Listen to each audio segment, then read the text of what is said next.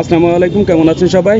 আপনাদেরকে এই মুহূর্তে দারুণ একটা ঘটনা এবং দারুণ একটা চিত্র দেখানোর চেষ্টা করছি। মাগুরা সরকারি কলেজের সামনে যে মার্কেটগুলো রয়েছে, ধানসিঁড়ি, তার যে সিঁড়িটি রয়েছে তার দুই পাশে এক সাইডে দুইটা ককটেল এবং অন্য সাইডে একটি ককটেল আমরা দেখতে পাচ্ছি, এবং সেই জায়গাটি পুলিশ এবং প্রশাসনের পক্ষ থেকে ঘিরে রেখেছে যাতে করে এখানে সাধারণ মানুষ আসতে না পারে। আসলে এই যে ককটেল পাওয়া গিয়েছে, এই ঘটনার মূল কারণ কি, বিষয় কি, সেটা উদ্ঘাটনের বিষয় চলছে, যার কারণেই এই জায়গাটি ঘিরে রেখেছে পুলিশ, এবং পাশেই পুলিশের লোক দাঁড়িয়ে আছে, বসে আছে, এবং এই জায়গাটি পুলিশের নিয়ন্ত্রণে রয়েছে।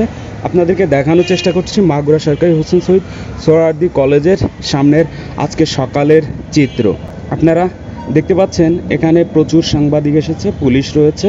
এই যে জায়গাটিতে ককটেল রয়েছে, এক জায়গায় দুইটি আর এক জায়গায় একটি, সেই জায়গাটা পুলিশ ঘিরে রেখেছে এবং পাশেই পুলিশের অবস্থান রয়েছে।